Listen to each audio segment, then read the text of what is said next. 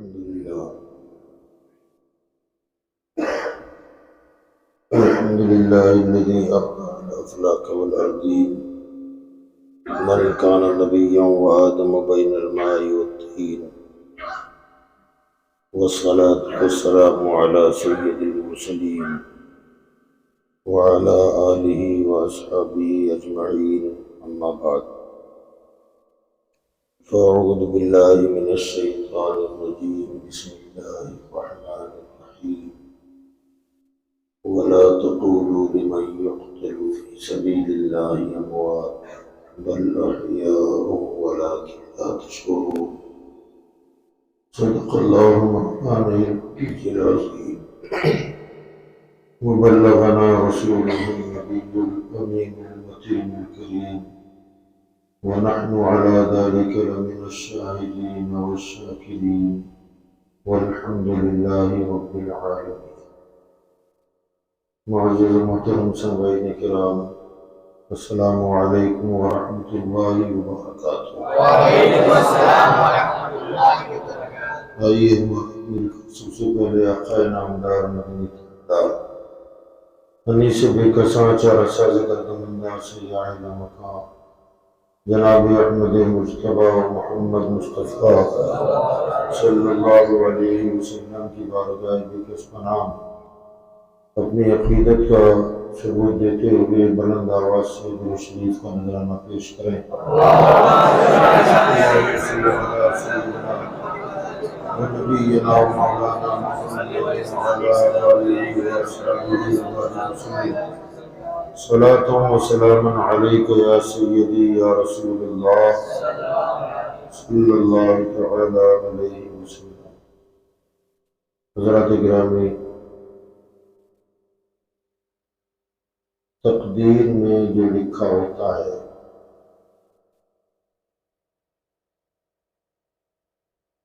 اور خاص طور سے وہ تقدیر جو تقدیر معلق کہلاتی ہے،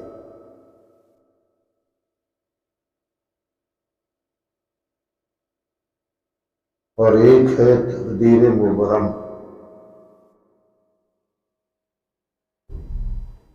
اور ایک ہے تقدیر شبیہ مبرم۔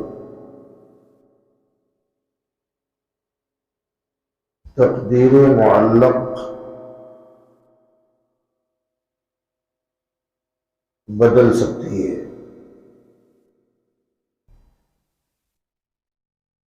تقدیر شبیہ مبرم یہ بھی بدل سکتی ہے، اور وہ تقدیر جو تقدیر مبرم ہے وہ تبدیل نہیں ہوتی، وہ علم الہی میں ہوتی ہے۔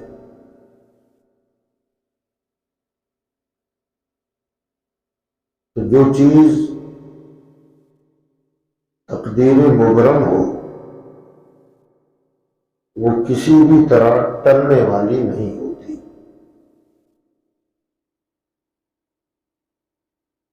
اور جو کام ہونے والا ہوتا ہے اس کے اسباب خود بن جاتے ہیں اور ہونے والا کام ہو جاتا ہے۔ مشیت یزدی میں کوئی دخل اندازی نہیں کر سکتا۔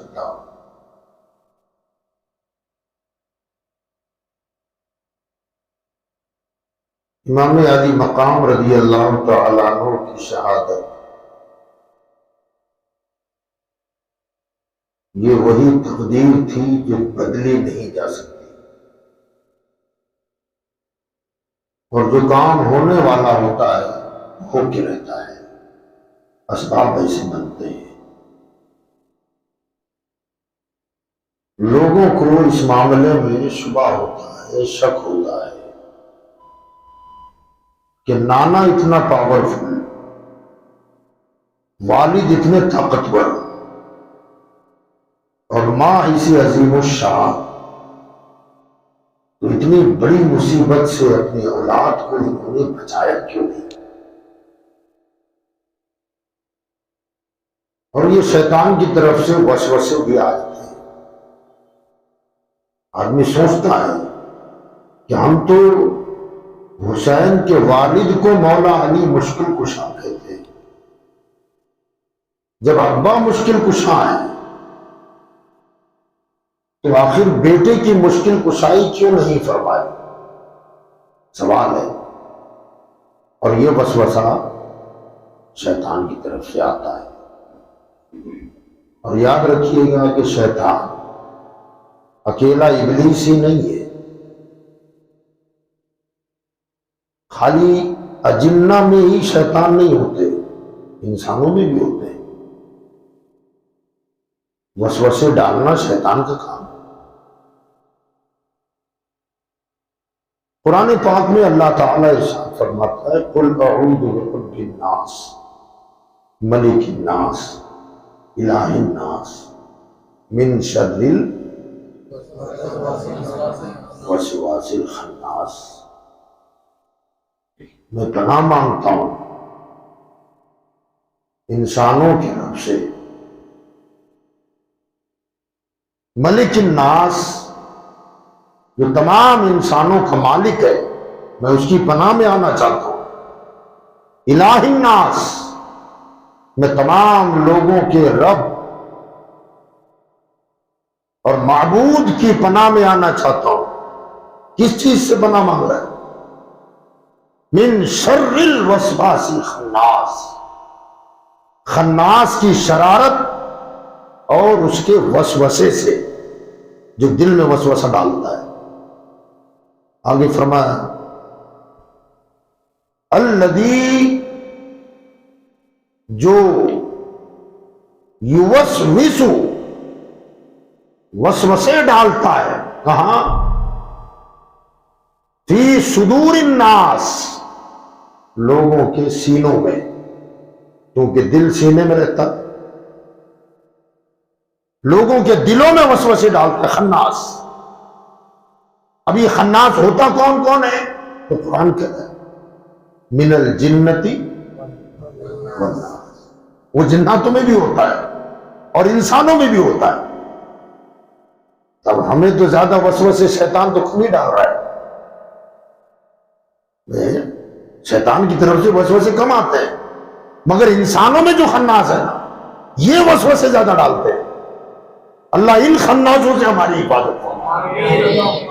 اب یہ جو وسوسہ ڈالتا ہے نا، وہ بات میں بتا رہا تھا کہ علی مشکل کشا، تم کہتے ہو ہماری مشکل آسان کرنے والے، وہ اپنے بیٹوں کی مشکلیں آسان نہ کر سکے، اپنے پوتے نواسوں کی مشکلیں آسان نہ کر سکے، تمہاری مشکلوں کو کیا آسان کریں گے؟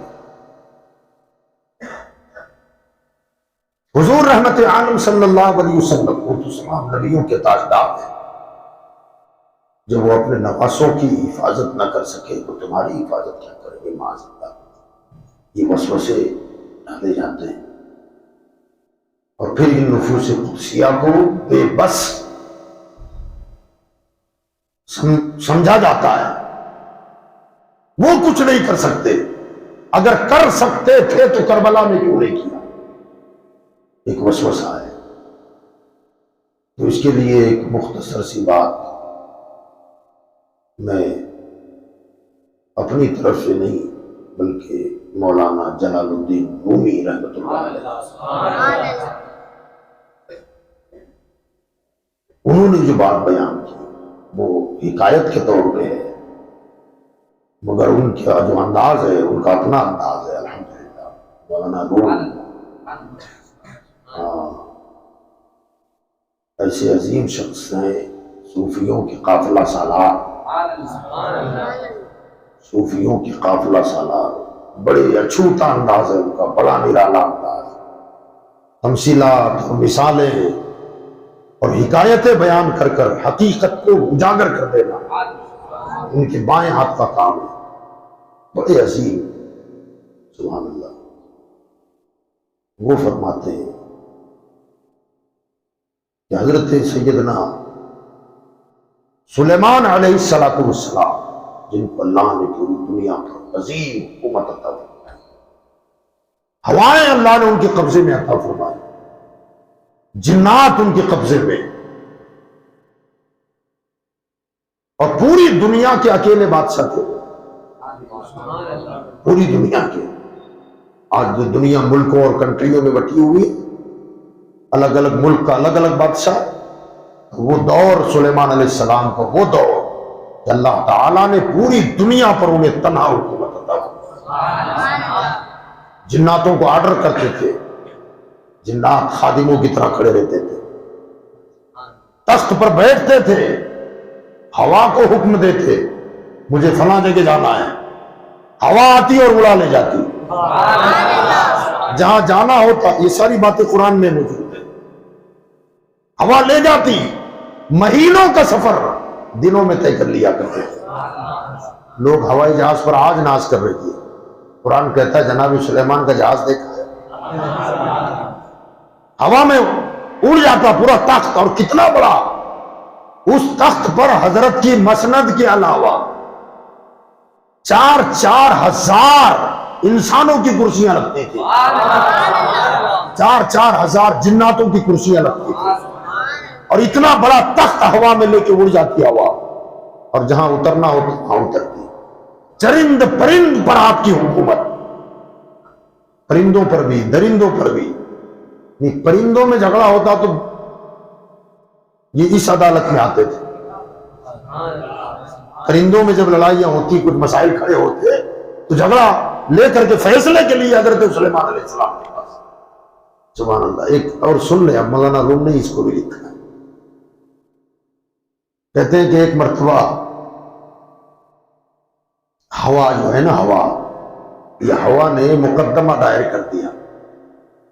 نہیں، مچھروں نے، مچھر ہے نا کتنا شریف ہے، جواب نہیں اس کی شرافت کا. بڑی خاموشی سے آتا ہے اور آ کر کے کان کے پاس پہلے بولتا ہے، چیک کرتا ہے جاگ رہا ہے سو رہا ہے. ذرا سی غفلت ہوئی تو برابر نس پکڑ کے بیٹھتا ہے، ایسا انجیکشن لگاتا ہے کہ آدمی کی نیند کھلوا دیتا ہے، جاگ جاتا ہے آدمی. پہلے آواز لگاتا ہے، محسوس ہو گیا کہ کوئی جواب ادھر سے کاروائی نہیں ہو رہی ہے، بعد میں ڈنک مارتا ہے. آپ ہنس رہے، اللہ کو ہمیشہ ہنستا رکھے. یہی حال ہوتا ہے مچھروں کا. پہلے گنگناتا ہے، سنتا ہے کہ نہیں سنتا ہے، سننے کے قابل ہے نا تو پھر یہ ڈنک مارتا ہے. علی مشکل کچھ کیسے، حسین مشکل کچھ کیسے، یہ ڈنک ہے. تو جیسے یہ باتیں اگر کوئی پہلے کان کے پاس آگے دھیرے دھیرے دھیرے گنگنائے تو آپ کو کان لگا کے سننا نہیں ہے. یا غوث المدد، یہ ایسا پاؤڈر ہے نا، دھوئے والے آتے ہیں نا بنے، مسلک اعلیٰ حضرت. یہ مچھر ایسا بھاگے گا کہ لوٹ کے آئے گا نہیں. تو مچھر آ گیا اور آ کر حضرت سلیمان علیہ السلام سے کہنے لگا حضور ایک شکایت ہے، فیصلہ کریں آپ. حضرت نے فرمایا کیا؟ تو حضرت میری خوراک ہے خون. کہاں جانتا ہوں میں، تو میری روزی تو اللہ نے اس میں رکھی ہے نا، میں انسانوں کا خون پیتا ہوں. لیکن حضرت میری روزی مار جاتی ہے ہوا. کہا کیسے؟ تو کہا جہاں میں کچھ کھانے کے لیے پہنچتا ہوں، خون چوستے پہنچتا ہوں، یہ ہوا آتی ہے اور مجھے اڑنا پڑتا ہے، ہوا اڑا لے جاتی ہے. حضرت نے فرمایا بھی چاہتا کیا ہے، کیا چاہتے ہو تم لوگ؟ تو حضرت فیصلہ کر دیں، آپ جہاں ہم ہوں وہاں ہوا نہ ہو، ہم بھوکے رہ جاتے ہیں. حضرت سیدنا سلیمان علیہ السلام نے فرمایا یہ دنیا کو برباد دے گا کیا؟ ہوا پر تو دنیا قائم ہے. حضرت سلیمان علیہ السلام نے سوچا کہ اب اس کو واپس تو بھیجا نہیں جا سکتا. تو آپ نے مچھروں سے فرمایا کہ بھئی تیری تو ہم نے سن لی، مگر مقدمہ جب ہوگا تو جب تک دونوں پارٹی آمنے سامنے نہ ہو تب تک فیصلہ کیسے ہوگا؟ تو کہا پھر کیا کرنا چاہیے؟ کہا دونوں فریق دربار میں حاضر ہو جا تب فیصلہ ہوگا. بلاؤ اپنی ٹیم کو. آگے گنگناتے ہوئے ہزاروں لاکھوں مچھر. تو آ گئے، ابھی ہم ہوا کو بلاتے ہیں، کہے ہوا تو بھی آ۔ اب جیسی ہوا سنسناتی آئی تو مچھر باہر، سارے غائب ہو گئے۔ مولانا روم فرماتے وہ فیصلہ آج تک نامکمل ہے، کیونکہ آمنے سامنے آئیں گے تو فیصلہ ہوگا، مچھر آتے ہیں، ہوا آئی تو پھر غائب۔ سنیو، بہت سننے میں آتا ہے، وہ مسجد ہماری تھی، قبضہ ہو گیا۔ میں آپ سے کہتا ہوں کہ ہوا بن کے مسجدوں میں داخل ہوگا، سارے مچھر خود بھاگیں گے، مگر ہم نے مسجدوں میں مچھروں کو جگہ دی تھی، ہم رک گئے تو وہ آنے لگ گئے۔ آپ ہوا بنے۔ تو بہرحال حضرت فرماتے ہیں کہ چرند و پرند پر بھی حضرت سیدنا سلیمان علیہ السلام کی حکومت تھی۔ ایک دن حضرت سیدنا سلیمان علیہ السلام، دیکھیے ہماری جو بات چلی ہے نا وسوسہ ڈالنا کہ مولا علی مشکل کشا ہے، مشکل آسان کیوں نہیں کی، فاطمہ نے کیوں نہیں مشکل ڈالی، رسول اللہ نے مشکل کیوں نہیں ڈالی، اور ہم تو امام حسین کو بھی اپنا مددگار مانتے ہیں اور وہ مدد کر سکتے ہیں، تو وسوسہ آتا ہے کہ جو اپنے بچوں کی جان نہیں بچا سکا وہ ہماری کیا مدد کرے گا۔ یہ وسوسہ ہے، آدمی صراط مستقیم سے نکل جاتا ہے، ہٹ جاتا ہے۔ تو آپ فرماتے ہیں کہ حضرت سلیمان علیہ السلام نے یہ مسئلہ حل ہوگا اس سے انشاءاللہ۔ سلیمان علیہ السلام نے پرندوں سے سوالات شروع کر دیے کہ بتاؤ اللہ نے تم میں خوبیاں کیا کیا رکھی ہیں۔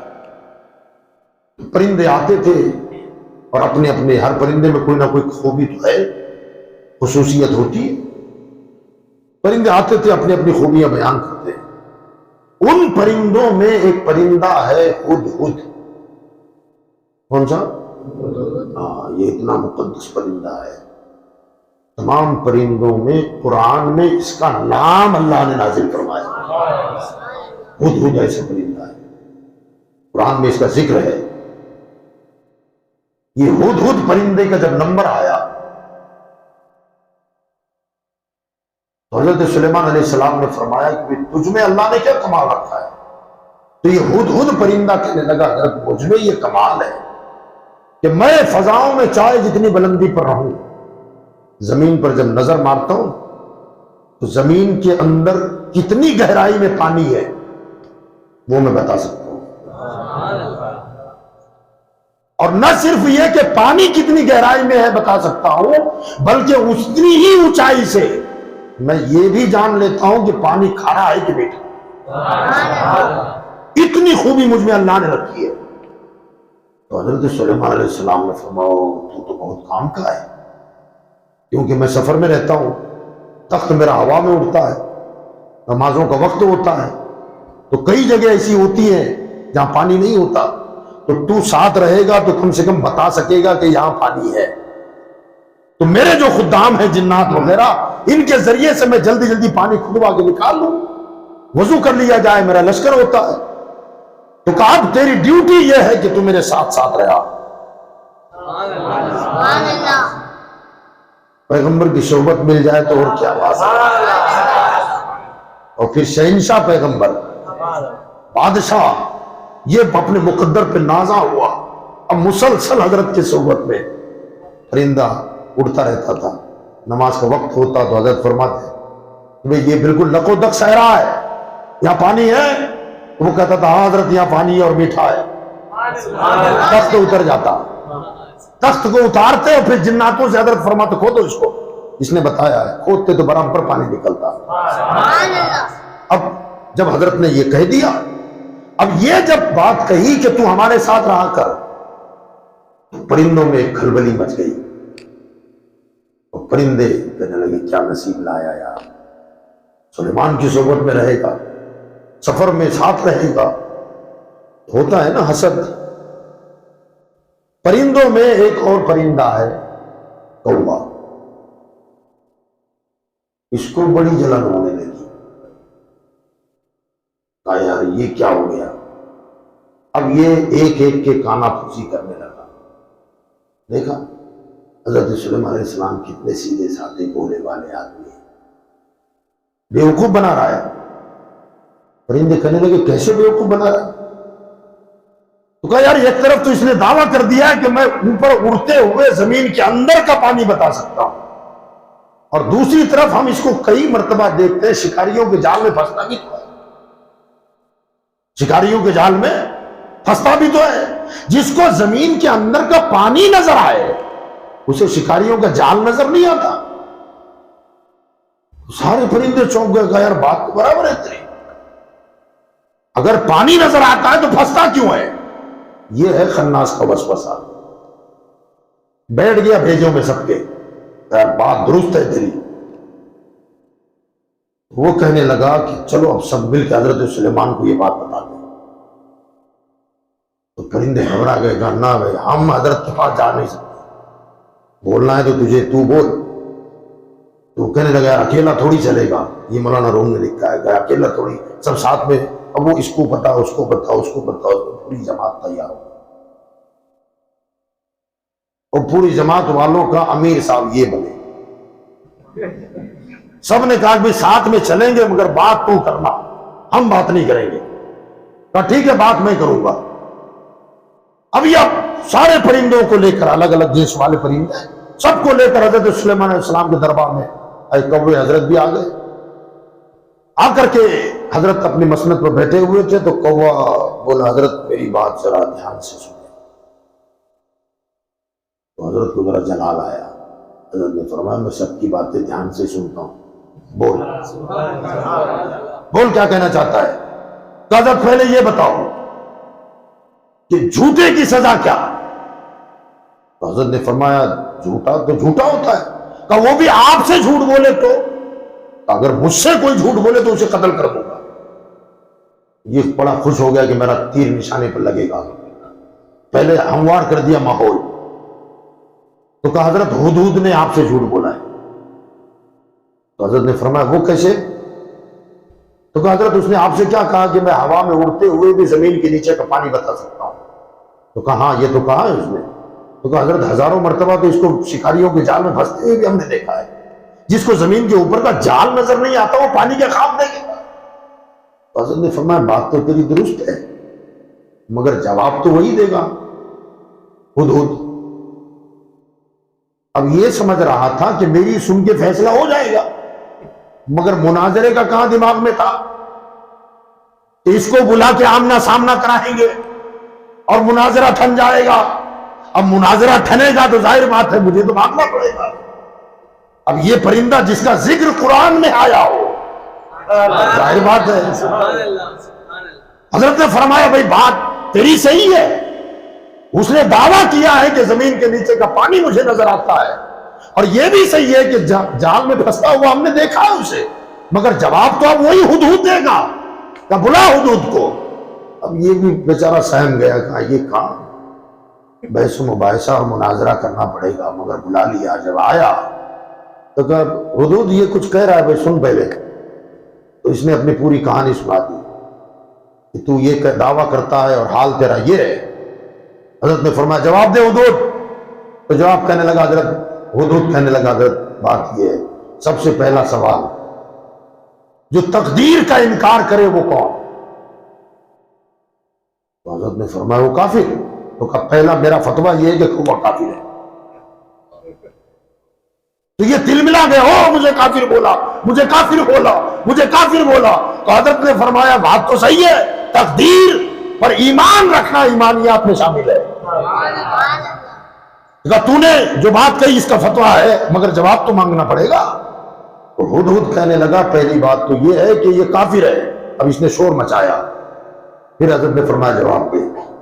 تو وہ کہنے لگا حضرت بات دراصل یہ ہے کہ مجھے زمین کے نیچے کا پانی نظر آتا ہے، لیکن جب کبھی میری تقدیر میں جال میں پھنسنا ہوتا ہے تو تقدیر کا فرشتہ آ کر میری آنکھیں بند کر دیتا ہے اور جال میں پڑ جاتا ہوں۔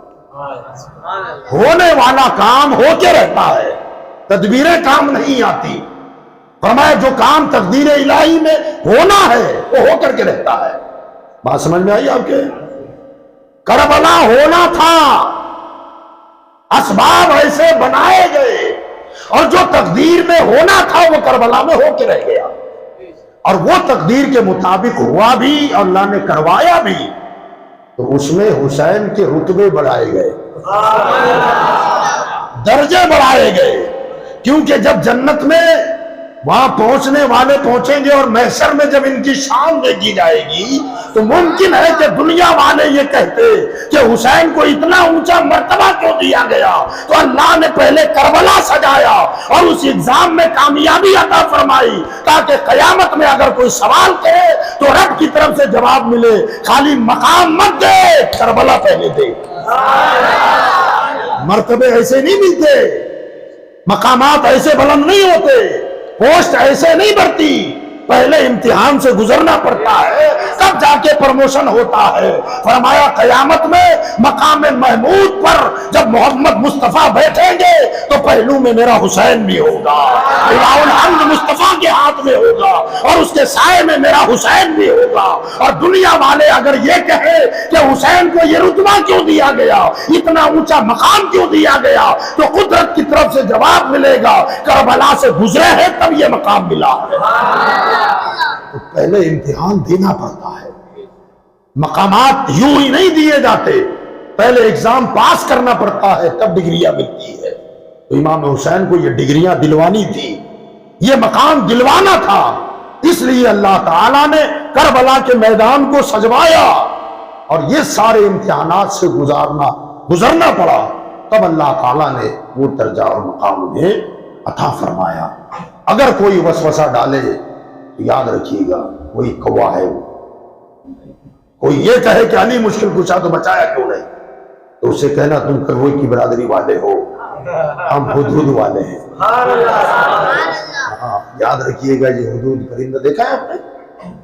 ٹھیک دیکھا پورا پرندہ آج بھی ہے نا دنیا میں، بتاتا ہوں آپ کو حدود پرندہ کون سا ہے، لمبی چونچ آتی ہے اس کی اور سر کے اوپر ایسے ترا ہوتا ہے، کلگی ہوتی ہے اور اس میں کالا سفید ڈیزائن ہے، کالی سفید ڈیزائن، چھوٹا سا پرندہ ہے، سخت چونچ اتنی سخت ہوتی ہے کہ پیڑوں میں سوراخ کرتا ہے،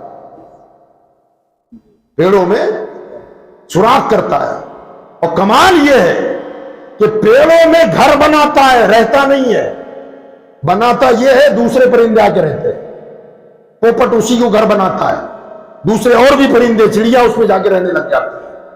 آج بھی خدمت خلق کر رہا ہے، آج بھی اپنی پرندوں کی خدمت کرتا رہتا ہے، لوگوں کے گھر بناتا ہے، اور ایسا گھر ہوتا ہے کہ نہ بارش اس میں جاتی ہے، پانی جاتا ہے، نہ ٹھنڈ لگتی ہے، نہ گرمی لگتی ہے، اتنے بہترین مکان بنا کے چھوڑتا ہے اور غریب آ کے اس میں رہتے ہیں۔ وہ ہے ہدہد پرندہ جس کا ذکر اللہ نے قرآن میں فرمایا۔ تو حضرات گرامی یاد رکھیں، امام حسین کو بچانے کے لیے، کربلا کے حادثے سے بچانے کے لیے میرے مصطفیٰ خالی لب ہلا دیتے تو کربلا ہی نہ ہوتا، کیونکہ میرے آقا کی شان وہ ہے وَلَسَوْفَ يُعْتِيكَ رَبُّكَ فَتَرْضَىٰ، خدا کی رضا چاہتے ہیں دو عالم، خدا چاہتا ہے رضائے محمد۔ ساری دنیا کہتی ہے مولا تیری رضا چاہتا ہوں، اور اللہ فرماتا ہے محمد تیری رضا میں چاہتا ہوں۔ اگر وہ لب ہلا دیتے تو کربلا ہی نہ ہوتا۔ مگر ساری حدیث کی کتابیں پڑھ جاؤ، حضور نے استقامت کی دعا مانگی ہے، بچنے کی دعا نہیں مانگی۔ حالانکہ امام حسین کی شہادت کا تذکرہ بچپن سے عام ہو چکا تھا، ادھر پیدا ہوئے اور ادھر عام ہونے لگی کہ شہید ہوگا شہزادہ، اسے شہید کر دیا جائے گا۔ حضور نے کبھی بھی دعا نہیں مانگی کہ مولا اسے کربلا میں بچانا، مولا کربلا کا حادثے سے اسے بچا لینا، بلکہ جب بھی دعا مانگی ہے تو مولا میرے حسین کو صبر عطا فرما، میرے حسین کو استقامت عطا فرما، حسین کو وہاں کامیابی عطا فرما۔ اور امام علی مقام رضی اللہ تبارک و تعالی عنہ کے لیے سیدہ فاطمہ نے بھی جو دعا مانگی وہ یہی ہے، صبرا و اجرا، حسین کو صبر دے اور اجر عطا فرما۔ علی المرتضیٰ نے دعا مانگی، وہ بھی صبر اور اجر کی دعا مانگی، ورنہ بچانے اجر ہوتا نا تو کربلا کا واقعہ ہی عمل میں نہ آتا۔ تو حضور صلی اللہ تعالی علیہ وسلم کی یہ لاڈلے نواز کہ شہادت چونکہ تقدیر اٹل تو اسباب بنے، اور وہ اسباب اس طرح بنائے گئے، اسباب ایسے عالم وجود میں آئے کہ سن 60 ہجری میں حضرت سیدنا امیر معاویہ رضی اللہ تبارک و تعالی عنہ کا انتقال ہوا۔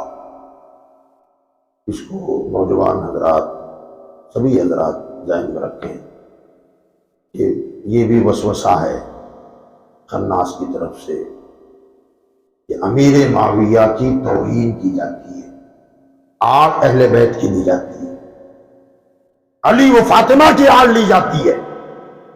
یاد رکھیں امیر معاویہ رضی اللہ تعالی عنہ صحابی رسول ہے،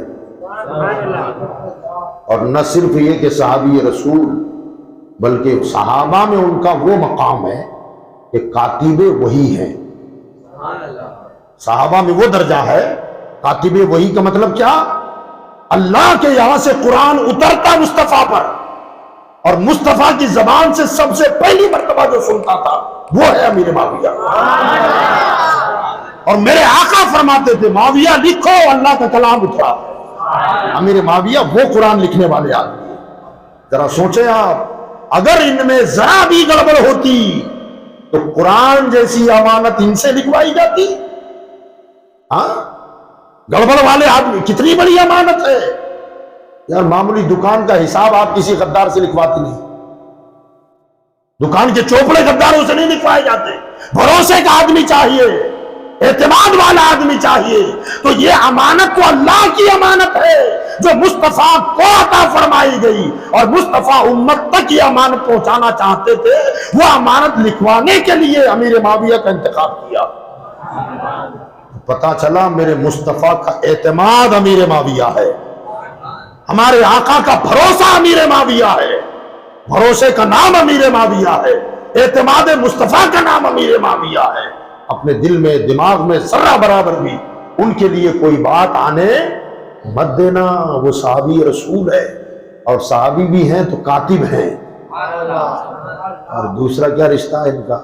حضرت سیدہ ام حبیبہ، میرے آقا صلی اللہ علیہ وسلم کی بیوی، ہم سب کی ماں، ام المومنین سیدہ ام حبیبہ امیر معاویہ کی سگی بہن ہے، سگی بہن ہے، حضور کے نکاح میں آئی حضرت سیدہ ام حبیبہ رضی اللہ تعالی۔ اب ام حبیبہ جب حضور کی بیوی ہے، ہماری کون؟ اونچی بولو، ماں، اور ماں کا بھائی ہمارا کون؟ بولو یا سبحان اللہ۔ ماموں کو برا بولو گے کہ؟ اور ہماری ماما نہیں ہے، غوث اعظم کی بھی ماما ہے، غریب نواز کی بھی ماما ہے، صابر پاک کے بھی ماما ہے، وہ بابا فرید کے بھی ماما ہے، نظام الدین اولیاء کے بھی ماما ہے، ایسے بڑے بڑوں کے ماما ہے وہ۔ اور مولانا روم رحمت اللہ علیہ جب بھی ان کا نام مصنوی میں آتا ہے تو خالہ مومنہ یہ لکھتے ہیں، تمام مسلمانوں کے ماموں یہ فرماتے ہیں، مسلمانوں کے ماما یہ فرماتے ہیں، وہ حضرت امیر معاویہ رضی اللہ تبارک و تعالی۔ ذرا برابر بھی اپنے دل میں کہیں شک و شبہ مت لانا کہ وہ یہ ایسے ہوں گے اور ویسے ہوں گے، نہ، ایسے ویسے نہیں تھے۔ وہ بہت اونچی شان کے مالک ہیں، بہت اونچی شان کے مالک ہیں۔ یاد رکھیے گا، اگر خدا نہ خواستہ ان میں کوئی عیب ہوتا، کوئی خرابی ہوتی، معاذ اللہ رب العالمین، تو آپ جانتے ہیں کہ حضرت امام حسن اور حسین کو اتنے نذرانے انہوں نے دیے ہیں نا، اتنے نذرانے دیے کہ جس کا شمار نہیں کیا جا سکتا۔ امام حسین جیسا آدمی کسی ایرے غیرے سے نذرانے لے لے گا، ہدیے لے گا؟ یا تو ہمارا معمولی مسجد کے امام صاحب ہو نا، تو کوئی شرابی اگر 200 روپیہ دینا چاہے، شراب بیچنے والا، تو امام صاحب کہیں گے نہ بھائی مجھے تیرا پیسہ نہیں چاہیے۔ کوئی اگر 10-20 ہزار بھی دینا چاہے تو بھائی تیرا 2 نمبر کا دھندا ہے، مجھے یہ پیسہ نہیں چاہیے۔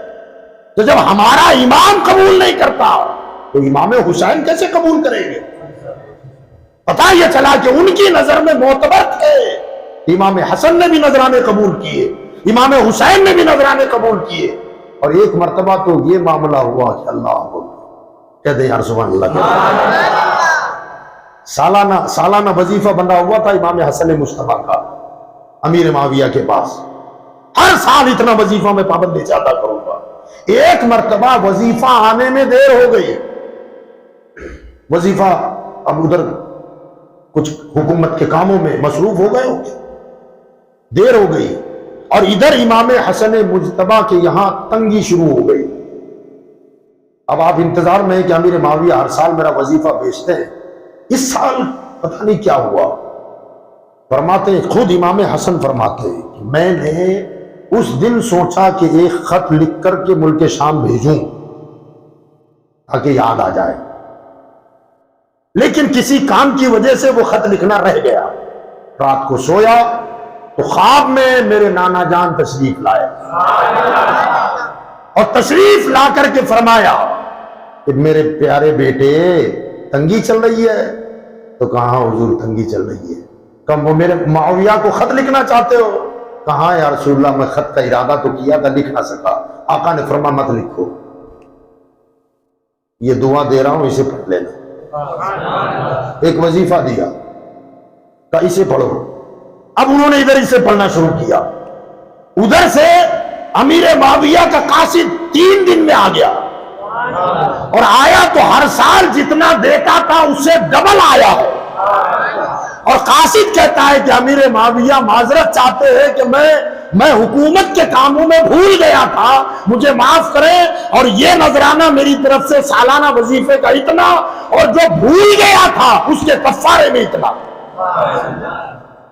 میرے ذہن سے جو نکل گیا نا اس کے کفارے میں ڈبل دیا ہے۔ اور سیدنا امام حسن نے قبول کیا، وہ لے کر کے سیدھے مزار مصطفیٰ پر آئے۔ نانا جان کیا اچھا وظیفہ دیا، جب پڑھا اور فوراً میرا کام ہو گیا۔ اب یہ جو پڑھا گیا وظیفہ، سوچنے والی بات ہے، خالی وظیفہ پڑھنے سے کیا ہوا ہوگا؟ وہاں رنگ بجی ہوگی موبائل کی کہ یاد آ جائے۔ ادھر نواسے کو وظیفہ دیا، اور ادھر مصطفیٰ نے خواب میں جا کے بتایا کہ میرے بیٹے کی یہاں تنگی ہے، ہر سال دیتے ہو کیوں نہیں بھیجا، بھول گئے؟ تو گویا حسن مجتبیٰ ان سے وظیفے لینے والے، امیر معاویہ دینے والے، اور میرا مصطفیٰ دلانے والا ہے۔ پھر ہم یہ کہیں کہ امیر معاویہ ایسے ہے، امیر معاویہ ویسے ہے، خبردار ہو جاؤ، یہ خناسوں کا وسوسہ ہے۔ کس کا؟ خناسوں کا۔ ان میں تو بڑی محبتیں تھیں، بڑے پیار تھے، بڑی عقیدتیں تھیں، ایسی کیسی محبتیں کہ آدمی اس کو پڑھتا ہے تو شزدر رہ جاتا ہے کہ یار کیا رحماء بینہم، قرآن نے کہا نا آپس میں بڑے محبوب، محبت کرنے والے، بڑے محبت کرنے والے۔ تو بہرحال حضرت امیر معاویہ رضی اللہ تعالیٰ عنہ عادل سکہ، حضور صلی اللہ علیہ وسلم نے فتوحات کی بشارتیں بھی حدیث میں عطا فرمائی، ارشاد فرمایا میری امت ایک دور ایسا آئے گا کہ سمندروں میں جہاد کریں گے، حدیث میں سمندروں میں جہاد کریں گے، اور اس زمانے میں سمندری جہاد تصور سے باہر تھا کہ سمندر میں جہاد کیسے ہو سکتا ہے۔ اور زیادہ عرصہ نہیں گزرا، ابو بکر، عمر، عثمان و علی کا دور گزرا، سب سے پہلے سمندری جہاد کرنے کا جو سوچا نا وہ امیر معاویہ نے سوچا ہے، اور سب سے پہلا مجاہدین کا جہاز بنانے والے، سمندری جہاز بنانے والے امیر معاویہ ہیں، اور امیر معاویہ نے اپنی فوج سمندر میں اتاری اس جہاز کے ذریعے سے، اور اس جہاد میں مسلمانوں کو کامیابی ہوئی، اور انہی علاقوں میں اسلام کا پرچم پھیلایا۔ حضور نے کیا فرمایا تھا؟ میرے امتی، میرے غلام یہ کریں گے، اور کیا کس نے؟ امیر معاویہ نے۔ ماننا پڑے گا کہ مصطفیٰ نے میرا غلام کہا ہے، جب میرے غلام آقا کہے پھر غلاموں سے الجھنا اچھی بات نہیں ہے۔ غلام سے الجھو گے تو آقا ناراض ہوگا کہ میرے غلام سے کیسی الجھن ہے، کیسی اکتاہٹ ہے، کیسی بے چینی ہے۔ تو اللہ تعالی ہم کو، آپ کو، اور ہم تو اہل سنت ہیں یار، ہم اور آپ اہل سنت ہیں، اللہ کا شکر ہے کہ نہ ہم ادھر ہیں نہ ادھر ہے، بیچ میں اللہ نے رکھا ہے اہل سنت۔ اللہ کے رسول صلی اللہ علیہ وسلم نے ارشاد فرمایا اہل بیتی کا سفینۃ نوح، میری اہل بیت نوح کی کشتی کے مانند ہے۔ اور صحابہ کے لیے فرمایا اصحابی کالنجوم بأیہم اقتدیتم اہتدیتم، میرے صحابہ ستاروں کے مانند ہے، ان میں سے تم جس کی پیروی کرو گے ہدایت پا جاؤ گے، جسے اپنا رہبر بنا لو گے ہدایت پا جاؤ گے۔ اب ان دونوں حدیثوں کو جب ملاتے ہیں نا ایک نتیجہ سامنے آتا ہے، وہ نتیجہ یہ سامنے آتا ہے کہ سمندروں میں روڈ اور راستے نہیں ہیں، سڑکیں ہیں سمندر میں اور لوگ سمندر میں سفر کرتے ہیں، تو پتہ کیسے چلتا ہے کس روڈ پہ جانا ہے؟ سمندر میں بورڈ لگے نہیں ہیں احمد آباد اتنے کلومیٹر، بمبئی اتنے کلومیٹر، تو یہ پانی کے جہاز چلانے والے کیسے جاتے ہیں؟ تو یاد رکھیے گا وہ کسی نہ کسی ستارے کو اپنا رہبر بنا لیتے ہیں۔ جب کشتیاں اترتی ہیں نا دریاؤں میں، جہاز اترتے ہیں، لنگر اٹھا دیے جاتے ہیں اور سمندر چلنے لگتا ہے تو اس کے جو کپتان ہوتے ہیں وہ ستاروں کو اپنا رہبر بناتے ہیں، بس اس ستارے کو دیکھتے ہوئے چلنا ہے، یہ سیدھے منزل پر پہنچا دے گا۔ دیکھیے میرے مصطفیٰ صلی اللہ علیہ وسلم کی نظر تو دیکھے یار، کلام دیکھے ان کا، فرمان دیکھے۔ ادھر اہل بیت کے لیے کہا میری اہل بیت کشتی ہے، اور صحابہ کے لیے کہا فرمایا میرے صحابہ ستارے ہیں۔ فرمایا اگر نجات کے کنارے پہنچنا ہے تو کشتی میں بیٹھو، نجات پر پہنچنا ہے، کنارے جانا ہے تو کشتی میں بیٹھو۔ یا رسول اللہ آپ بیٹھ تو گئے، شیعہ بھی تو بیٹھے نا، ہاں پنجتن کنارے، پنجتن ہمارے، بھی آپ نے منقبت سنی، وہ بھی تو کہتے ہیں پنجتن ہمارے، خالی ہمارا کہنے سے کچھ نہیں ہوتا۔ اگر بیٹھ جاؤ اور ستاروں پر نظر مت رکھو، جانا کہیں تھا پہنچ کہیں اور جاؤ گے، جانا کہیں تھا پہنچ کہیں اور جاؤ گے۔ تو اہل سنت حضور کی اس حدیث پر عمل کرتے ہوئے آقا نے فرمایا کشتی میں بیٹھو اور سمندر میں ستاروں سے نظر مت ہٹنے دینا، جما کے رکھو، دامن مت چھوڑنا اس کا، سواری کشتی میں کرو، ستارے کا دامن پکڑو، فرمایا نجات کے کنارے پر پہنچ جاؤ گے، بخشش کے کنارے پہنچ جاؤ گے، جنت کے دروازے پر پہنچ جاؤ گے۔ اب اگر کوئی کشتی میں بیٹھے اور کہے کہ مجھے ستاروں کی ضرورت نہیں ہے، تو جانا تھا کہیں اور پہنچ، ہاں، اور کچھ اگر یہ سمجھے کہ نہ بس ستارے کو ہی دیکھتا رہو کنارے بیٹھ کے، کشتی میں بیٹھے گا ہی نہیں، اہل بیت کو چھوڑ دے گا اور خالی ستاروں پر نظر رکھے گا، پہنچے گا کنارے؟ کبھی نہیں پہنچ سکتا۔ اس لیے خارجی وہابی ستاروں کی تو بات کرے گا، اہل بیت کی بات نہیں کرتا۔ اہل بیت کا شربت خراب لگتا ہے، اسے کھچڑا خراب لگتا ہے، سبیل حسین پہ فتوے لگاتا ہے، امیر المومنین کہتا ہے یزید کو، حضرت امام علی مقام اور کربلا والوں کے اندر کہتا ہے کہ انہوں نے بغاوت کی تھی اور باغیوں کی سزا قتل ہی ہوتی ہے۔ تو اب صحابہ کی بات کرے گا، اہل بیت کی شان گھٹائے گا۔ تو فرمایا کہ ستاروں پر خالی نظر جمانے سے کام نہیں چلے گا، کشتی میں بیٹھو بھی اور ستاروں کو اپنا رہبر بناؤ تو منزل مقصود تک پہنچو گے۔ اعلیٰ حضرت فرماتے ہیں کہ ہم نہ ادھر کے ہیں نہ ادھر کے ہیں، اہل سنت کا ہے بیڑا، بیڑا کشتیوں کہتے ہیں، اہل سنت کا ہے بیڑا پار، اصحاب حضور نجم ہے اور ناؤ ہے عطرت رسول اللہ، تو ہمارا انشاءاللہ بیڑا پار ہو جائے گا۔ تو حضرت سیدنا امیر معاویہ رضی اللہ تعالی عنہ کا جب انتقال ہوا تو انتقال کے بعد فوراً ان کا بیٹا یزید تخت نشین ہوا۔ بعض لوگوں کو یہ چیز بہت کھلتی ہے، یار یہ کیسے بیٹے کو بٹھا دیا جب اتنا برا تھا؟ تو یزید کی برائیاں جگ ظاہر ہے، شرابی تھا، بڑا پاپی تھا، آوارہ قسم کا آدمی تھا۔ کہ جب اتنا آوارہ تھا تو اس بیٹے کو بٹھایا کیسے؟ سب سے پہلی بات تو یہ کہ کسی کے فاسق و فاجر ہونے کا حکم اس وقت لگتا ہے جب اس کا فسق و فجور ظاہر ہو جائے. جب تک فسق ظاہر نہیں ہوتا حکم نہیں لگایا جا سکتا. مثال کے طور پر شیطان شیطان ہے، پہلے کہاں رہتا تھا؟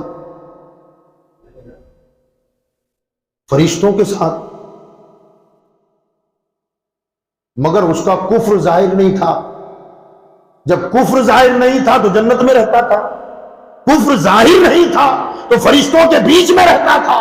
لیکن جب اس کا کفر ظاہر ہوا کب اللہ نے فرمایا فخرج منہا فإنک رجیم، نکل میرے دربار سے، تو مردود ہو گیا ہے. تو جب تک ظاہر نہیں تھا فرشتوں کے ساتھ تھا، جب ظاہر ہو گیا تو جنت سے بھی نکال دیا، فرشتوں کی جماعت سے بھی نکال دیا. تو یزید فاسق و فاجر تو تھا مگر اس کا فسق اوپن نہیں تھا، یا کم سے کم حضرت امیر معاویہ کے سامنے نہیں آیا تھا. اور ہوتا بھی ہے عموماً ایسا ہوتا ہے کہ بیٹا اپنے ماں باپ کے سامنے تو بڑا شریف رہتا ہے، اور بدماشیاں کتنی ہیں تو محلے والوں سے پوچھنا پڑے گا تب پتہ چلے گا. اگل بغل کے لوگ جوانوں سے پوچھو، اس کے ساتھیوں سے پوچھو، تب پتہ چلے گا کتنا بدماش ہے. اب یہ جو یزید تھا، پہلے تو اس وقت جب اسے بٹھایا گیا اس وقت تک اس کا معاملہ چھپتے چھپاتے چلتا تھا، اندر خانی چلتا تھا. تو باپ تو یہی سمجھتا تھا میرا بیٹا تو نمازی بھی ہے. بلکہ اس نے ایک مرتبہ قسطنطنیہ پر حملہ جب ہو رہا تھا تو اس فوج میں جانے کی تمنا اپنے والد سے خود کی تھی، تاکہ میں جاؤں گا جہاد میں. امیر معاویہ نے بھیجا بھی تھا اسے، جنگ لڑا بھی. اور اللہ نے اس وقت جس میں یہ شامل تھا یزید، اس جنگ میں مسلمانوں کو کامیابی بھی عطا فرمائی. تو اب باپ تو یہی سمجھ رہا ہے بھئی جہاد کا جذبہ اس کے اندر، مجاہد ہے میرا بیٹا. تو بٹھا دیا. اب بٹھایا اور بعد میں اس کا فسق و فجور، شراب پینا شروع کر دیا، جوئے کی محفلیں سجانے لگ گیا. یہ سب بعد میں ہوا امیر معاویہ کی نظروں کے سامنے. یہ سارا کام نہیں تھا. حضرت نے تو اسے بہتر سمجھا اور بہتر سمجھ کر یہ بھی فرمایا کہ بیٹا یہ خلافت کا حق ہمارا نہیں ہے، یہ حسین کا ہے. ابھی بن، اگر تجھے وہ قبول کر لے، تاریخ تبری وغیرہ اٹھا کے دیکھیں، اگر وہ قبول کر لے تو حکومت چلا. اگر وہ تجھ سے کہے کہ نہ حکومت مجھے دے، خلافت سونپ، بیٹا یہ ان کا حق ہے سونپ دینا، چاہے پھر وہ خود خلیفہ رہے یا کسی اور کو بنائے. تجھے رائٹ نہیں ہے کہ تو کچھ بات کرے، اس کا خیال رکھنا. اور اگر تیرے حوالے رہنے دے، یہ بھی سمجھ لینا کہ اس وقت تک نہ کھانا جب تک حسین کو نہ کھلائے، اس وقت تک نہ پینا جب تک حسین کو نہ پلائے، اس وقت تک کپڑا نیا نہ پہننا، پہلے حسین کو پہنانا پھر خود پہننا. یہ نصیحتیں آپ نے فرمائی. مگر بعد میں جب حضرت کا انتقال ہو گیا تو اس نے دیکھا کہ یہ تو میرے ہاتھ سے چلی جائے گی. تو پہلی فرصت میں اس نے بیعتیں لینا شروع کر دیا. اور بیعتیں لینے میں اس کو سب سے بڑا خطرہ جو تھا وہ حضرت عبداللہ ابن عمر، حضرت عبداللہ ابن زبیر اور سیدنا حسین ابن علی، یہ تین لوگوں سے زیادہ خطرہ تھا اس کہ اگر انہوں نے، اور خاص طور سے امام حسین، ان میں سے کسی نے، اور خصوصاً امام حسین نے اگر خلافت کا اعلان بھی کر دیا، پوری دنیا کا مسلمان ان کی بیعت کر لے گا اور میں لٹکتا رہ جاؤں گا. تو حضرت امیر معاویہ کی موت کی اطلاع، ظاہر بات ہے وہ زمانہ کو ٹیلی فون کا تھا نہیں، اس نے قاصد بھیجا پہلے مدینہ، اور مدینہ منورہ میں جو گورنر تھے ولید ابن عقبہ، ان کے پاس حضرت امیر معاویہ کی موت کی خبر. اور پھر اس کے بعد لکھا گیا تھا کہ یہ تین لوگوں سے پہلی فرصت میں میری بیعت لی جائے، اگر یہ بیعت کریں تو ٹھیک ورنہ قتل کر دو یا قید کر دو. اب ولید ابن عقبہ جو تھے یہ بڑے نرم طبیعت کے بھی تھے، لڑائی جھگڑے سے دور رہنے والے آدمی تھے. یہ پریشان ہو گئے کہ یار یہ خط ایسا آیا، امیر معاویہ کا انتقال ہو گیا. تو انہوں نے اپنا منشی اور اپنا مشیر جو تھا وہ تھا مروان ابن حکم، اس کو بلایا، کہا یار یہ خط آیا ہوا ہے اور یہ معاملہ ہے، کیا کیا جائے، مجھے مشورہ دے. مروان ابن حکم نے کہا کہ پہلی فرصت میں ان کو بلاؤ، اور بلاتے ہی ان سے یزید کی بیعت لے لو. اگر کریں تو ٹھیک ہے، اور انکار اگر کرتے ہیں تو انہیں فوراً قتل کر دینا۔ تو ولید ابن عقبہ نے اسے ڈانٹ کر کہا کہ یار کیا مشورہ دے رہا ہے۔ بہرحال قاصد بھیجا، آدمی بھیجا۔ حضرت امام حسین اور عبداللہ ابن زبیر رضی اللہ تعالیٰ عنہ مسجد نبوی میں بیٹھے ہوئے تھے۔ قاصد نے آ کر کے کہا کہ گورنر آپ کو بلا رہے ہیں۔ امام حسین نے فرمایا تو جا، میں آتا ہوں۔ وہ جب نکل گیا تو عبداللہ ابن زبیر سے فرمایا آپ کو کیا لگتا ہے کہ ولید ابن عقبہ آج کل لوگوں سے انہوں نے ملنا ملانا بند کر دیا ہے، گوشہ نشیں ہو گئے، لوگوں سے زیادہ عام ملاقات نہیں کرتے، اور اچانک ہمیں دربار میں بلانا کیا مطلب ہے اس کا؟ ہو سکتا ہے۔ عبداللہ ابن زبیر نے فرمایا کہ حضور آپ کیا کہتے ہیں، آپ کو کیا لگتا ہے؟ تو آپ نے فوراً کہا مجھے لگتا ہے کہ امیر معاویہ کا انتقال ہو گیا ہے اور یہ یزید کی بیعت کا مطالبہ ہم سے کریں گے۔ عبداللہ ابن زبیر رضی اللہ تعالیٰ نے کہا کہ حضرت مجھے بھی یہی لگتا ہے، اب آپ کیا کریں گے؟ کہ میں نے تو کہا ہے کہ میں آ رہا ہوں، میں جاؤں گا۔ عبداللہ ابن زبیر نے کہا کہ میں نہیں آؤں گا۔ عبداللہ ابن زبیر تو اسی رات کو مکہ چلے گئے۔ امام حسین رضی اللہ تعالیٰ ولید ابن عقبہ کے دربار میں پہنچے، مگر اکیلے نہیں گئے، ساتھ میں کچھ جوانوں کو لیا اور لے کر گورنر ہاؤس جو بنا ہوا تھا گورنمنٹ کا، وہاں پر باہر ان لڑکوں کو کھڑا کیا، تلواریں ان کے پاس تھی، کہا میں اندر جا رہا ہوں، اور اندر اگر تم کو میں بلاؤں تو فوراً داخل ہو جانا، یا اگر میں نہ بھی بلاؤں اور اندر سے آوازیں اونچی آنے لگے، شور ہونے لگے، تو تم سب کے سب اندر آ جانا، اور جب تک مجھے ساتھ نہ لینا واپس مت جانا۔ انہوں نے کہا بالکل ہم تیار ہیں۔ باہر کھڑا کیا، حضرت اندر گئے تو ولید ابن عقبہ بیٹھے ہوئے تھے، سلام کیا۔ انہوں نے خط نکالا کہ امیر معاویہ کا انتقال ہو گیا ہے، پھر امام علی مقام نے تعزیت پیش کی۔ پھر انہوں نے دوسری مرتبہ کہا کہ یزید بیعت کا مطالبہ کر رہا ہے اور یہ حکم ہے کہ آپ فوراً بیعت کر لیں۔ حضرت سیدنا امام علی مقام رضی اللہ تعالیٰ عنہ نے فرمایا کہ یہ اس طریقے سے تنہائی میں بلا کر بیعت کا مطالبہ میری سمجھ میں نہیں آ رہا ہے، کیونکہ یہ بیعت کوئی پیری مریدی والی تو تھی نہیں کہ بند کمرے میں خانقاہ میں بیٹھ کے کی جائے، یہ تو خلافت کی بیعت ہے۔ کہ اس طریقے سے میرے جیسے آدمی کو بلا کر چار دیواری کے بیچ میں بیعت مانگنا یہ میرے سمجھ میں نہیں آیا۔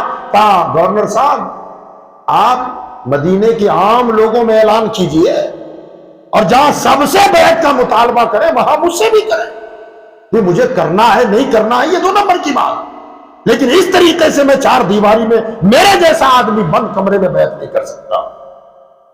اور تم تو یزید کو شاید جانتے ہوں گے، یہ کہا میرے جیسا آدمی اس کے ہاتھ میں ہاتھ بھلا دے سکتا ہے؟ سوچیں آپ۔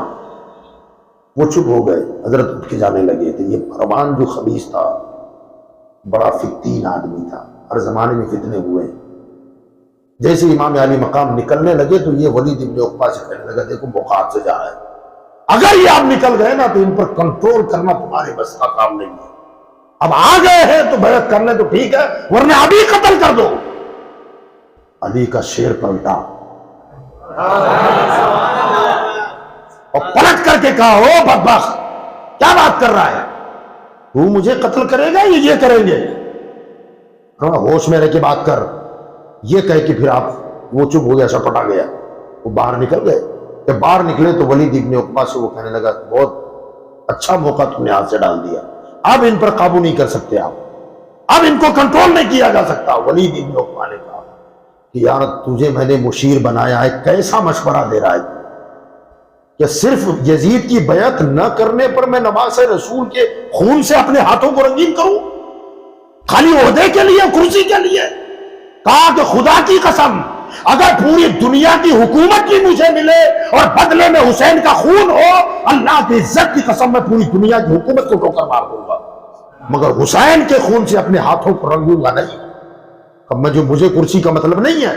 بہرحال امام علی مقام نکل گئے، اور نکل جانے کے بعد آپ نے محسوس کر لیا اس بات کو کہ اب یہاں اگر رہوں گا تو ان کا مطالبہ بڑھے گا، فوجیں اترے گی، پھر فوجوں سے کہا جائے گا زبردستی بیعت لی جائے، اس میں لڑائی ہوگی، جھگڑا ہوگا، خون خرابہ ہوگا، اور وہ مدینہ جس کو میرے مصطفیٰ نے حرم بنایا، میرے آقا نے جسے حرم بنایا، وہاں خون خرابہ ہوگا، اور یہ میرے لیے مناسب نہیں ہے۔ لہٰذا آپ نے اپنے اہل خانہ کو کہا کہ اب یہاں رہنا مناسب نہیں ہے، میں تو بیعت کرنے سے رہا اور میں بیعت نہ کروں گا تو ان کی طرف سے شدت ہوگی، پھر ٹکراؤ ہوگا، پھر اس کی فوج اور مدینے کے سارے لوگ میرے ساتھ مل کے لڑیں گے اور مدینے میں خون خرابہ ہوگا، آپس میں ٹکراؤ ہوگا، اس سے بہتر ہے کہ میں خاموشی کے ساتھ یہاں سے نکل جاؤں۔ اپنے اہل خانہ کو لیا اور لے کر کے آپ نے مدینہ منورہ سے مکہ المکرمہ کا سفر اختیار کیا۔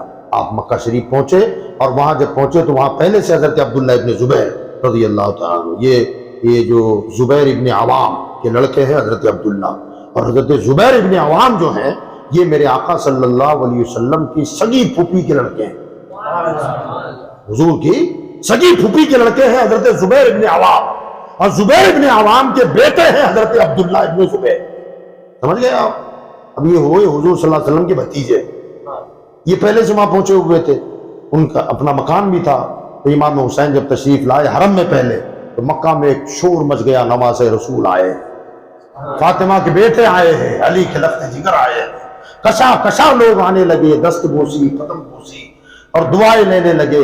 حضرت عبداللہ ابن زبیر نے گزارش کی کہ حضور جب تک آپ یہاں رہیں میرے گھر پہ آپ کو رہنا ہے۔ آپ اپنے بھائی کے یہاں تشریف لے گئے، لوگ جوک در جوک آتے تھے۔ حضرت عبداللہ ابن زبیر نے امام حسین سے سوال کیا تھا کہ اب آپ کا ارادہ کیا ہے، کہاں جائیں گے یا یہیں رہیں گے؟ تو آپ نے فرمایا کہ بس میں تو چاہتا ہوں کہ مکہ ہی میں زندگی گزرے، جتنی بچی ہے اتنی کٹ جائے، اور اپنے نانا جان کے نقش قدم پر چلتے ہوئے مجھے زندگی گزارنی ہے، تاکہ یہ حکومت کی کوئی خواہش تو فرمانا اس میں مجھے کوئی دلچسپی نہیں ہے۔ مجھے اب ظاہر بات ہے جو بغیر تخت و تاج کے شہنشاہ ہو، تخت کے پیچھے دوڑے وہ جو پیدل ہو، یہ تو پیدل نہیں تھے نا، ان کے نانا نے تو ان کی زندگی میں انہیں جنت کا مالک بنا دیا تھا، نوجوانوں نے جنت کا سردار بنا دیا ہے۔ تو جنتیوں کا جو سردار ہو وہ یہاں کی سرداری کے پیچھے کیا بھاگے گا؟ کہ مجھے کوئی خواہش نہیں ہے، تمنا نہیں ہے، بس بچی کچی یہاں گزر جائے اتنا میرے لیے کافی ہے۔ بہرحال وہاں رہنے لگے، اپنے پوری فیملی کے ساتھ وہاں رہے۔ مگر جب کوفہ والوں کو پتہ چلا کہ امام علی مقام نے بیعت نہیں کی ہے اور مدینہ چھوڑ دیا ہے، مکہ چلے گئے ہیں، تو وہاں کے لوگوں نے بھی یزید کی بیعت نہیں کی تھی۔ یہ وہاں جتنے کوفہ میں لوگ رہنے والے تھے، اس کے پہلے والی گفتگو میں نے بتایا کہ دارالسلطنت کیپٹل حضرت علی نے تبدیل کر دیا تھا۔ پہلے دارالاسلام یا کیپٹل دارالخلفاء مدینہ تھا۔ مدینہ میں حالات بگڑے خارجیوں کی وجہ سے اور عثمان غنی کے قتل کے بعد، شہادت کے بعد، تو آپ نے دیکھا کہ میرے زیادہ چاہنے والے لوگ کوفہ میں رہتے ہیں، تو آپ نے منتقل کر کے کیپٹل کوفہ کو بنایا، اور کوفہ میں زیادہ تر امام حضرت سیدنا مولا علی کے بہت عقیدت مند، چاہنے والے، نعرے لگانے والے، مرنے کٹنے کی بات کرنے والے کہ آپ کے نام پہ مر جائیں گے، آپ کے نام پہ کٹ جائیں گے یہ لوگ۔ مگر ان کو ابھارنے والے جو تھے وہ عبداللہ بن سبا کا ٹولہ تھا۔ حضرت علی پہلے خلیفہ، حضرت علی کا مقام اونچا وغیرہ وغیرہ، یہ ایسے لوگ تھے۔ تو پورا کا پورا کوفہ اکثریت شیعوں کی تھی، اکثریت ان کے نعرے تھے، اور وہاں انہوں نے بلایا۔ تو امام حسین رضی اللہ تعالیٰ عنہ کے حوالے سے جب کوفیوں کو یہ پتا چلا تو انہوں نے خط لکھ کر امام علی مقام کو کوفہ بلایا کہ ہم آپ کے ہاتھ پر بیعت کریں گے، آپ آ جائیں۔ خواہش امام حسین کی نہیں تھی، لیکن موقع ایسا آیا، شریعت کا قانون ہے یہ کہ اگر کوئی ظالم حکمراں ہو اور اس کے مقابلے میں کوئی عادل ہو، اور عوام مطالبہ کر رہی ہو عادل سے کہ آپ ہمارے رہبر بن جائیں، اور اگر وہ عادل آدمی اگر انکار کر دے تو گویا کہ اس نے قوم کو ظالم کے حوالے کر دیا، اس کا مطلب یہ مانا جاتا ہے۔ امام علی مقام کے پاس اس کا کوئی جواب اور عذر نہیں تھا، حالانکہ مکہ کے صحابہ عبداللہ ابن زبیر، عبداللہ ابن عباس وغیرہ شدت کے ساتھ منع کر رہے تھے کہ آپ ہرگز نہ جائیں، کیونکہ وہاں کے لوگوں نے آپ کے والد کے ساتھ بھی پوری طرح وفاداری نہیں نبھائی، دھوکہ دیا ہے انہوں نے، حضرت علی کو بھی دھوکہ دیا ہے، حضرت سیدنا امام حسن کو بھی دھوکہ دیا ہے، مگر دھوکہ اتنا بڑا نہیں تھا، نہیں بڑے لیول پر نہیں تھا، کم لوگوں نے دیا تھا، کہیں ایسا نہ ہو کہ یہ تاریخ دوبارہ لوٹائی جائے۔ تاریخ دہرائی جائے، لہذا آپ ہرگز نہ جائیں۔ کوفیوں کے بارے میں یہ مشہور ہے کہ وہ وفادار نہیں ہوتے، لہذا آپ نہ جائیں، مگر ان کے خطوط کا آتا بن گیا۔ اب ان کا روکنا، ان کا بلانا، امام حسین بیچ میں ہے۔ شریعت کا تقاضا یہ تھا کہ قوم جب آپ کو اپنا رہبر ماننے کے لیے اور بیعت کرنے کے لیے تیار ہے، ظالم سے چھٹکارا چاہتی ہے، تو پھر امام پر واجب تھا کہ ان کی بات سنیں، ورنہ قیامت کے دن امام حسین کے پاس کوئی جواب نہ رہتا۔ بس اسی بات میں ادھر ان کو تسلی دینے کے لیے بیچ کا راستہ یہ نکالا کہ ٹھیک ہے میں تو نہیں جاتا، تم کہتے ہو کہ وہاں کے لوگ بے وفا ہیں، غدار ہیں وغیرہ وغیرہ، تو ابھی ہم اپنا نمائندہ بنا کر مسلم بن عقیل کو روانہ کرتے ہیں۔ یہ وہاں جائیں گے، حالات کا جائزہ لیں گے، حالات اگر بہتر نہ ہو تو بھی مجھے خط لکھیں گے، اور حالات اگر بہتر ہوں گے تو بھی مجھے خط لکھیں گے، کم سے کم جاتا تو جائے ان کو۔ اگر حالات بہتر نہیں ہوں گے تو میں ان کو بھی بلا لوں گا واپس، پھر جانے کا سوال نہیں آتا، ہمارے پاس عذر شرعی رہ جائے گا۔ قیامت کے دن کم سے کم ہم یہ تو کہہ سکیں گے کہ مولا انہوں نے بلایا تو تھا لیکن انہوں نے وفا نہ کی، اس لیے میں نہ جا سکا۔ اور اگر یہ واقعی وفادار ہے پھر جانے میں حرج ہی کیا ہے؟ بس اس کے پیش نظر آپ نے اپنے بھائی مسلم بن عقیل کو کوفہ کے لیے روانہ کر دیا۔ اگلی بات انشاءاللہ کل ہوگی۔